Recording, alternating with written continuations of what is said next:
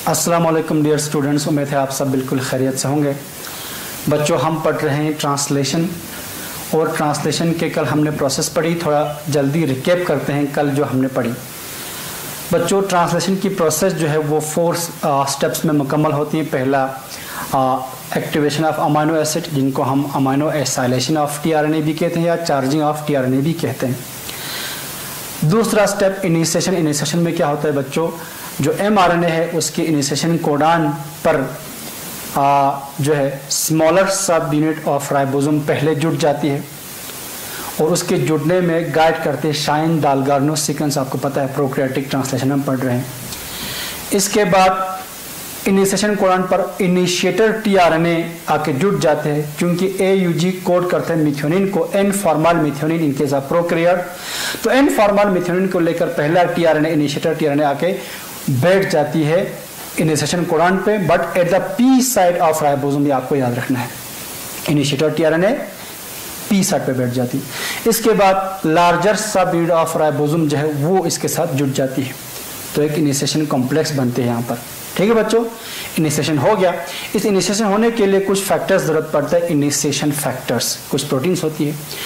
इसके बाद बारी आती है बच्चों इलॉन्गेशन की। इलॉन्गेशन में क्या होता है, अब पी साइड पे इनिशिएटर टीआरएनए अपनी अमाइनो एसिड को लेकर है बैठा हुआ। अब ए साइड चूंकि खाली है, ए साइड पे जो अमाइनो एसाइल साइड है, ठीक है, दूसरा एक चार्ज टीआरएनए अपने अमाइनो एसिड को लेकर आके बैठ जाएगी ए साइड पर। जब पी और ए साइड पर दो टीआरएनए अपने अपने अमाइनो एसिड को लेकर बैठा है साइड बाय साइड, अब बन जाती है peptide bond between the amino acids. ठीक है, तो पेप्टाइड बॉन्ड बनाने के लिए एक एंजाइम जरूरत पड़ता है, peptidyl transferase, which is a ribozyme 23S RNA largest सब यूनिट ऑफ प्रोकैरियोटिक राइबोसोम, जो यहाँ पर पेप्टिडाइल ट्रांसफरेज का काम करता है। ठीक है बच्चों, ये आपको याद रखना है। जब ये पेप्टाइड बॉन्ड बनने के बाद जो पहला टीआरएनए आया है वो एग्जिट साइड से एग्जिट हो जाएगी। ठीक, इसके बाद जो राइबोसोम है वो एक कोडान 3' साइड अहेड जो है वो मूव करता है, उसको हम ट्रांसलोकेशन कहते हैं। ए साइड फिर से खाली हो जाती है, उस ए साइड पर जो कोडान है वो कोडान जिस अमाइनो एसिड को कोड करता है वो अमाइनो एसिड लेकर एक नया टीआरएनए आती है, बैठ जाती है, फिर पेप्टाइड बॉन्ड बनती है। ठीक, फिर टीआरएनए जो है, जो अनचार्ज टीआरएनए है जो फ्री हो चुका है, वो एग्जिट हो जाएगा, ट्रांसलोकेशन हो जाएगी राइबोसोम की, फिर ए साइड खाली हो जाएगा, फिर नया टीआरएनए आएगा, पेप्टाइड बॉन्ड बनेगी। ये सिलसिला जो है कंटिन्यू रहता है। इस प्रोसेस को हम कहते हैं इलॉन्गेशन। और इलॉन्गेशन के दौरान आपको बच्चों इलॉन्गेशन फैक्टर्स नाम के कुछ प्रोटीन्स यहाँ पर हेल्प करती है, और GTP as an energy source इस्तेमाल होती है। जैसे एटीपी होती है उससे जीटीपी होती है, गुआनिडोसिन ट्राइफॉस्फेट। ऐसा करते करते जब लास्ट में टर्मिनेशन कोडान पे जब ये राइबोसोम पहुंचता है, तो बच्चों टर्मिनेशन कोडान स्टॉप कोडान है जो किसी अमाइनो एसिड को कोड नहीं करता, वो खाली रहेगा। जब वो खाली रहता है तो वहां पर एक फैक्टर आती है रिलीजिंग फैक्टर, और रिलीजिंग फैक्टर आके उस पर बैठ जाती है, और उसकी वजह से डिसोसिएट हो जाती है सारे कंपोनेंट्स। ठीक है, क्या क्या, लार्जर सब यूनिट, स्मॉलर सब यूनिट अलग हो जाएगी, नया बनने वाला पॉलीपेप्टाइड चेन भी अलग हो जाएगा, राइबोसोमल आरएनए भी अलग हो जाएगी। इस तरह से टर्मिनेशन होती है ट्रांसलेशन की। यहां से बात आगे बढ़ाते हुए हम आज बात करते हैं बच्चों पॉलीसोम की। कभी कभार क्या होता है बच्चों, जो एमआरएनए है 5' to 3' एमआरएनए है, यहाँ पर इनिशिएशन कोडान है एयूजी, आगे टर्मिनेशन कोडान भी होगी। तो एमआरएनए आके इस राइबोसोम आके इस एमआरएनए को रीड करता है। कहाँ से, एयूजी से। एयूजी से रीडिंग फ्रेम की शुरुआत होती है, आपको पता है। तो ये रीड करते करते यहाँ पहुंच गया, मान लो एक राइबोसोम। ठीक, तो यहाँ पहुंचते पहुंचते रीडिंग करते करते इसने बहुत सारे अमाइनो एसिड्स को जोड़ा है, तो बनी है एक पॉलीपेप्टाइड चेन। जब ये राइबोसोम आगे मूव होकर यहाँ पहुंचा है, आगे पहुंचा है थोड़ा, तो ये 5' एंड जहां पर इनिशिएशन कोडान है वो फ्री होती है। इस पर और एक राइबोसोम जोड़ सकता है, और जुड़ता है, बाइंड होती है, आगे रीड करता है, वो भी यहाँ पहुंच जाती है। जब ये फ्री हो जाएगा और तो तीसरा राइबोसोम आके इसके साथ बाइंड होती है, वो भी इसको रीड करता है, फिर चौथा। इस तरह से बहुत सारा राइबोसोम एक ही एमआरएनए को रीड करता है। रीड करते करते ये same type of polypeptide chain बनाएगा, क्योंकि एमआरएनए सेम है, उसमें सेंस सेम है। ठीक है, इसकी वजह से बनने वाली जो पॉलीपेप्टाइड चेन है वो भी सेम होंगे, मगर जो पहला राइबोसोम है इस पर लंबा पॉलीपेप्टाइड चेन, दूसरे पर उससे कम, तीसरे पर उससे कम, चौथे पर उससे कम, इस तरह से है, लेकिन है ये सब same polypeptide chain, same polypeptide chain बनाता है। ठीक, तो ऐसा सिचुएशन जिसमें एक एमआरएनए पर बहुत सारा राइबोसोम जुड़ा हो जो same type of polypeptide chain synthesize करता हो, इस किस्म के जो बहुत सारे राइबोसोम एक साथ होने को हम कहते हैं बच्चों पॉलीराइबोसोम, पॉलीराइबोसोम या पॉलीसोम भी कहते हैं। पॉली मीन्स बहुत सारे। ये तब होता है बच्चों जब same type of polypeptide chain या प्रोटीन जरूरत हो, रिक्वायर्ड हो in large quantity. When the same type of protein is required in large quantity, तो एफिशिएंट प्रोटीन सिंथेसाइजिंग मैकेनिज्म के तहत ये एक ही एमआरएनए पर बहुत सारे राइबोसोम जुड़कर same type of polypeptide chain synthesize करती है। उस वक्त एमआरएनए पर जो बहुत सारे राइबोसोम जुड़ जाती है उसको कहते हैं हम पॉलीराइबोसोम या पॉलीसोम। ठीक है बच्चों, ये समझ के आपको ये बताना जरूरी था।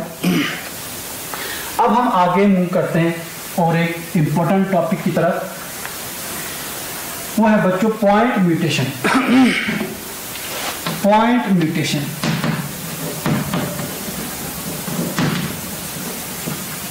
पॉइंट म्यूटेशन बच्चों डीएनए में जो चेंज आएगा, कोई भी चेंज आएगा, चेंज किस में आएगा? बेस की सीक्वेंस में आएगा। तो डीएनए में जो बेसिस है उनमें चेंज आना, वो चेंज बाद में इनहेरिटेबल होती है। डीएनए में जो चेंज आता है वो इनहेरिटेबल होती है, वो आगे पास ऑन होती है, ट्रांसमिट होती है।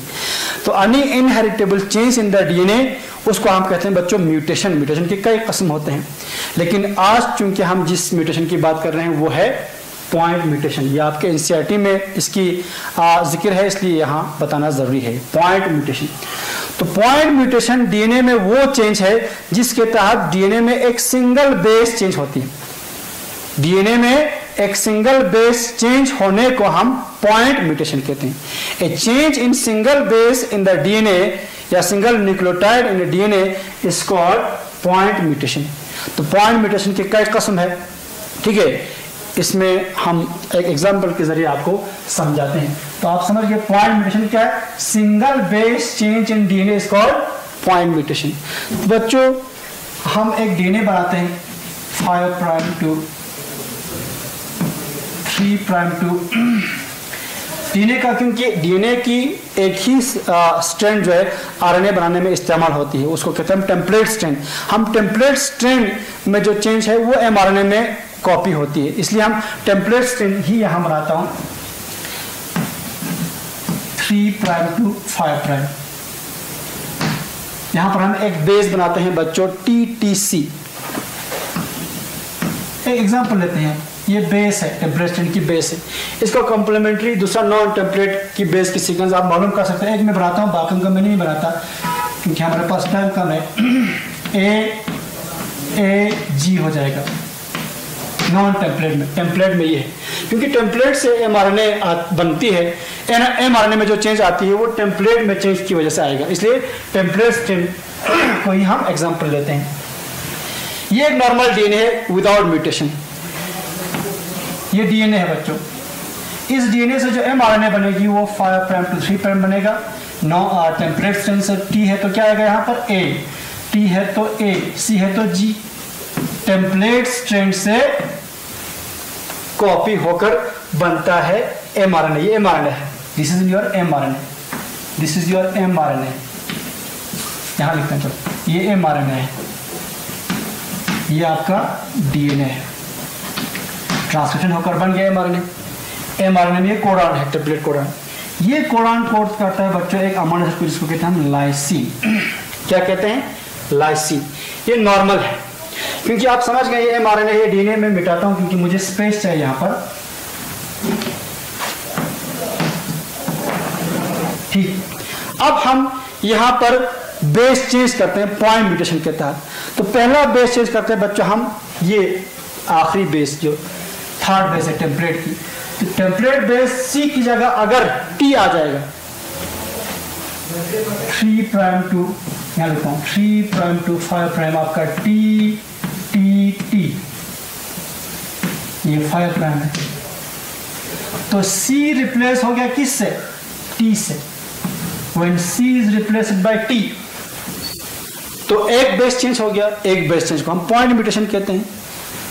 तो इस T जो TTT आप बन गया बेस की सीक्वेंस, इस डीएनए से बताया आपको, ये याद रखना, ये टेम्पलेट स्ट्रेन है। इससे जो mRNA बनेगी, उस mRNA की सीक्वेंस क्या होगी बच्चों? T के कॉम्प्लीमेंट्री है A, T की कॉम्प्लीमेंट्री A, T की कॉम्प्लीमेंट्री A, ये बन गया, ये कोडॉन बन गया।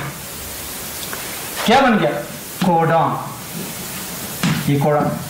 इस कोडॉन से जो पॉइंट म्यूटेशन होने के बाद बनी, वो कोड करते हैं अगेन लाइसिन को, क्योंकि ये कोडॉन सिनोनिमस कोडॉन है।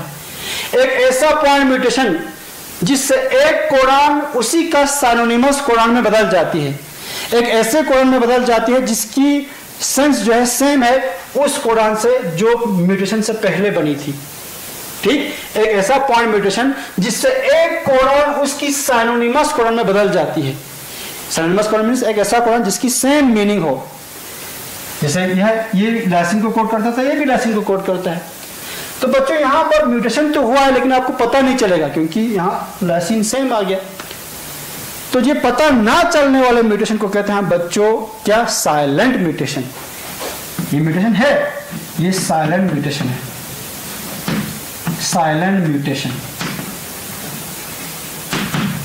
यहां नो म्यूटेशन है, यहां म्यूटेशन नहीं हुआ है, ये नॉर्मल है।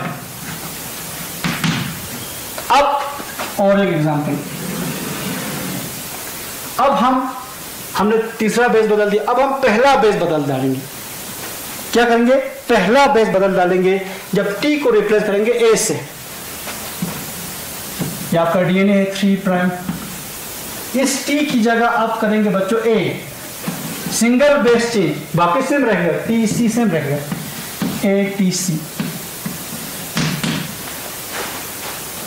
अब ये मैं मिटाता हूं, इस बार हमने चेंज किया है T को, T is replaced by, T is substituted by A। ठीक है, तो यहां सिंगल बेस चेंज हो गया, अगेन पॉइंट म्यूटेशन है। ये डीएनए है, आपको पता है डीएनए से बनेगा एक mRNA बच्चों 5 प्राइम टू 3 प्राइम। तो यहां पर क्या होगी? A की कॉम्प्लीमेंट्री U, T की कॉम्प्लीमेंट्री A, C की कॉम्प्लीमेंट्री G, 3 प्राइम। ये कोडॉन है, मगर कौन सा कोडॉन है? UAG is a stop codon. UAG is a, ये स्टॉप कोडॉन है, this is a stop codon, termination codon भी कहते हैं इनको हम। ठीक है, जब एक ऐसा पॉइंट म्यूटेशन जिससे एक नॉर्मल कोडॉन, ये नॉर्मल कोडॉन चेंज हो गया एक टर्मिनेशन कोडॉन में, तो बच्चों यहां से कोई अमीनो एसिड कोड नहीं होगी। इस किस्म के म्यूटेशन को कहते हैं हम बच्चों नॉन सेंस म्यूटेशन।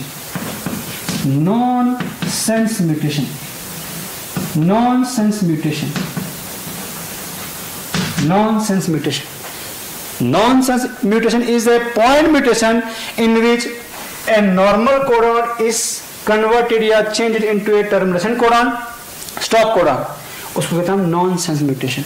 ठीक है बच्चों, और एक एग्जांपल लेते हैं point mutation।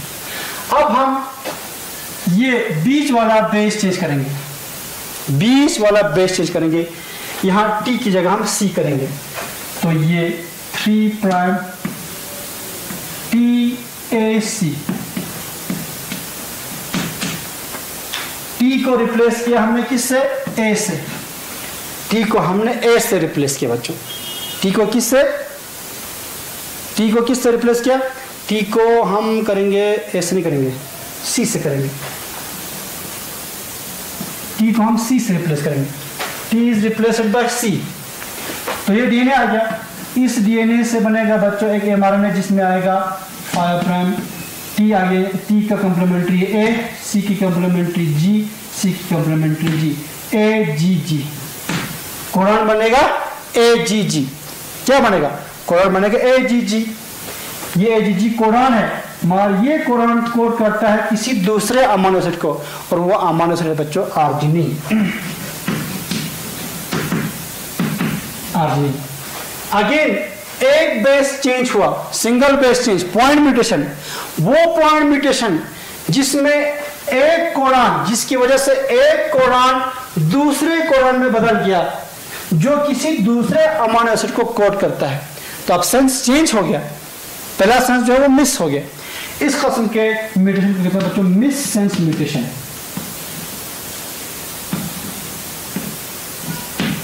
Miss sense mutation, miss sense mutation, miss sense mutation, mutation जो है वो ऐसा हो गया जिसकी वजह से सेंस चेंज हो गया। इसका ये AAG सेंस करता था लाइसिन को, AGG सेंस करता है आर्जिनिन को, सेंस चेंज हो गया, मिस सेंस म्यूटेशन को कहते हैं। तो पॉइंट म्यूटेशन के ये 3 टाइप्स पढ़े हमने। साइलेंट म्यूटेशन, जब कोडान जो है एक साइनोनिमस कोडान में बदल जाती है जो same type of amino acid को कोड करता है। नॉन सेंस म्यूटेशन, जब एक नॉर्मल कोडान जो है एक स्टॉप कोडान में बदल जाती है। और मिस सेंस म्यूटेशन एक ऐसा पॉइंट म्यूटेशन है जिसमें एक कोडान दूसरे कोडान में बदल जाती है जो दूसरे किसी अमीनो एसिड को कोड करता है। ठीक है बच्चों, तो ये 3 टाइप्स ऑफ पॉइंट म्यूटेशन थे जो आपको बताना जरूरी था।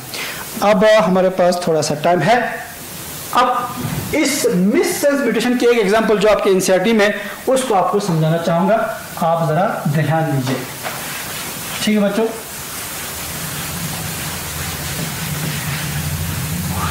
एक डिसऑर्डर है जो एक मिस सेंस म्यूटेशन की वजह से होती है।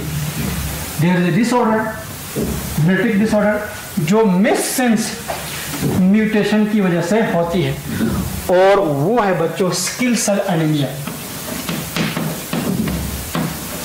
Sickle cell anaemia, sickle cell anaemia आपके एनसीईआरटी में एग्जांपल दिया गया है, सिकल सेल एनीमिया। तो ये म्यूटेशन समझाने से पहले आपको बता दूं बच्चों, हमारे जो रेड ब्लड सेल है आरबीसी, उसकी शेप इस तरह से बाइकनकेव होती। Shape of RBC is normal, RBC की शेप बाइकनकेव है। इस आरबीसी में भरा हुआ है सिर्फ और सिर्फ हीमोग्लोबिन, कोई इसमें ऑर्गेनल नहीं, एक प्रोटीन से भरा हुआ है इसके अंदर, और वो प्रोटीन है बच्चों हीमोग्लोबिन। हीमोग्लोबिन प्रोटीन से भरा हुआ है। हीमोग्लोबिन एक मल्टीमेरिक प्रोटीन है, ठीक है। इसमें 4 पॉलीपेप्टाइड चेन से बनते हैं ये हीमोग्लोबिन। ये प्रोटीन है, 4 पॉलीपेप्टाइड चेन से बनता है। इसमें 2 अल्फा चेन है और 2 बीटा चेन है। 2 alpha chain, 2 beta chain, 4 polypeptide chain से बना है ये हीमोग्लोबिन। ठीक है बच्चों, जब ये 4 पॉलीपेप्टाइड चेन नॉर्मल बनता है तब उस हीमोग्लोबिन की वजह से आरबीसी की शेप जो है बच्चों बनता है बाइकनकेव, बाइकनकेव। लेकिन कभी कभार क्या होती है, एक म्यूटेशन हो जाती है, एक पॉइंट म्यूटेशन हो जाती है, एक मिस सेंस म्यूटेशन हो जाती है। उस मिस सेंस म्यूटेशन की वजह से इस बीटा चेन की, बीटा चेन यानी वो एमआरएनए जो बीटा चेन को कोड करता है, उस एमआरएनए में चेंज आती है। एमआरएनए में चेंज कहां से आएगा? एमआरएनए में चेंज तभी आती है जब उस डीएनए में चेंज हो जिससे ये एमआरएनए बनी है। ठीक है, तो डीएनए में एक पॉइंट म्यूटेशन होने की वजह से वो चेंज एमआरएनए तक परकुलेट करती है। एमआरएनए से वो चेंज जो है जाहिर हो जाती है बीटा चेन में। तो बीटा चेन में कुछ ऐसा चेंज आ जाती है। बीटा चेन में किस किस्म का चेंज आएगा बच्चों? बीटा चेन एक पॉलीपेप्टाइड चेन है, पॉलीपेप्टाइड चेन अमीनो एसिड का बनता है। तो इस बीटा चेन की 6th पोजीशन पे, बीटा चेन की 6th पोजीशन पे नॉर्मली आता है एक amino acid glutamic acid. Glutamic acid जो एक negatively charge amino acid, glutamic acid short form में इसको GLU, चलो मैं लिखता हूँ ग्लूटामिक एसिड, ग्लूटामेट भी कहते हैं। ग्लूटामिक एसिड एक अमीनो एसिड है, वो 6th पोजीशन पे होती है glutamic acid normal beta chain में। लेकिन उस मिस सेंस म्यूटेशन की वजह से इस 6th पोजीशन पर ग्लूटामिक की जगह, ग्लूटामिक एसिड की जगह आ जाती है। क्योंकि मिस सेंस में क्या होती है, एक कोडान दूसरे कोडान में बदल जाती है जो किसी दूसरे अमाइनो एसिड को कोड करती है। तो यहाँ अमाइनो एसिड बदल जाती है इस 6th पोजीशन पर। अब ग्लूटामिक एसिड की जगह आता है बच्चों valine. At the 6th position glutamic acid की जगह आती है वेलिन, जो एक हाइड्रोफोबिक अमाइनो एसिड है। ये ग्लूटामिक वेलिन जो है हाइड्रोफोबिक अमाइनो एसिड है, हाइड्रोफोबिक अमाइनो एसिड। इस हाइड्रोफोबिक अमाइनो एसिड की वजह से, वेलिन की वजह से हाइड्रोफोबिक इंटरेक्शन होती है। हाइड्रोफोबिक दूसरा हाइड्रोफोबिक चीज को अपने साथ रखती है, जिसकी वजह से ये नॉर्मल जो बायोकॉन्केव शेप का आरबीसी है उसकी शेप बदल जाती है बच्चों। इस वेलिन की वजह से इस किस्म का शेप हो जाती है, एक क्रीसेंट शेप का बन जाती है, एक न्यूली फॉर्मेड मून की तरह बन जाती है, क्रिसेंट शेप का। इसको हम स्किल भी कहते हैं। स्किल हो गया वो घास काटने वाला वो औजार, स्किल, ठीक है। तो स्किल शेप की बन जाती है, इस किस्म को कहते हैं, इस किस्म के आरबीसी को हम स्किल सेल कहते हैं, SICKLE, स्किल सेल शेप या स्किल सेल ये बन जाती है। Skill shape RBC, skill shape RBC बन जाती है। इस स्किल शेप आरबीसी की वजह से अब जब ये बायोकॉन्केव था, बायोकॉन्केव आरबीसी में ये प्रॉपर्टी होती है बच्चों, ये small capillary, small blood vessel से अपना शेप चेंज करते करते आगे मूव हो सकता है। लेकिन जब इसकी शेप चेंज हो जाती है, सिकिल शेप हो जाती है, ये जो आरबीसी है बच्चों आप स्मॉल ब्लड वेसल्स में ये फंस जाती है। फंसने से ब्लड फ्लो रुक जाती है, तो जो उसके आगे जो टिश्यूज है वहां तक ब्लड नहीं पहुंच पाते, तो ब्लड की कमी को कहते हैं बच्चों एनीमिया, ठीक। तो वो एनीमिया इस सिकल सेल की वजह से हो गया, इस किस्म के आरबीसी की वजह से हो गया, हम उसको कहते हैं सिकल सेल एनीमिया। तो सिकल सेल एनीमिया क्यों हो जाती है? बीटा चेन ऑफ हीमोग्लोबिन में चेंज की वजह से। उसमें चेंज क्यों आ गया? उसकी 6th पोजीशन में अमाइनो एसिड की चेंज की वजह से। वो अमाइनो एसिड कौन सा चेंज हो गया? ग्लूटामिक एसिड था नॉर्मली, उसकी जगह वेलिन आ गया। वेलिन क्यों आ गया भाई? वेलिन इसलिए आ गया क्योंकि कोडान चेंज हो गया। कोडान पहले ग्लूटामिक एसिड का कोडान था, अब वो वेलिन का कोडान बन गया, ठीक है। तो वेलिन क्योंकि हाइड्रोफोबिक अमाइनो एसिड है, हाइड्रोफोबिक इंटरेक्शन की वजह से ये प्रॉब्लम हो गया। अब वो चेंज कैसे हो गया उसको आप क्योंकि थोड़ा सा टाइम है हमारे पास, वो भी आपको बताता चलो कि वो बेस चेंज कहाँ हुआ। बच्चों GAG 5' to 3', ये कोडान है ग्लूटामिक एसिड का।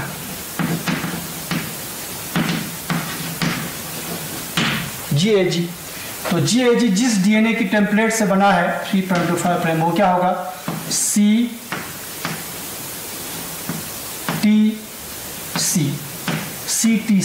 डीएनए था। डीएनए की टेम्पलेट में CTC बेस थे। तो यहां पर ये T जो है, अब देखना 5', 3', ये बदल जाती है वेलिन के कोड में। वेलिन का कोड है बच्चों GUG, तो यहां इसका क्या होगा? 3' to 5', CAC, तो T is replaced bye A। Point mutation, DNA में T की जगह A आ गया, single base change, point mutation. उस डीएनए में इस बेस की चेंज की वजह से उससे बनने वाले एमआरएनए में कोडान चेंज हो गया GUG, GAG से GUG बन गया, और GUG कोड करता है बच्चों वेलिन को, और यही वेलिन प्रॉब्लम क्रिएट करता है, ठीक है। तो again single base change, point mutation, क्योंकि कोडान की सेंस बदल गया, तो ये मिस सेंस म्यूटेशन की एग्जांपल है सिकल सेल एनीमिया, ठीक है बच्चों। तो उम्मीद है आपको ये म्यूटेशन, पॉइंट म्यूटेशन आपको समझ आ गया होगा, ठीक है। तो इंशाल्लाह आइंदा हम किसी दूसरे टॉपिक पर बात करेंगे। Thank you very much.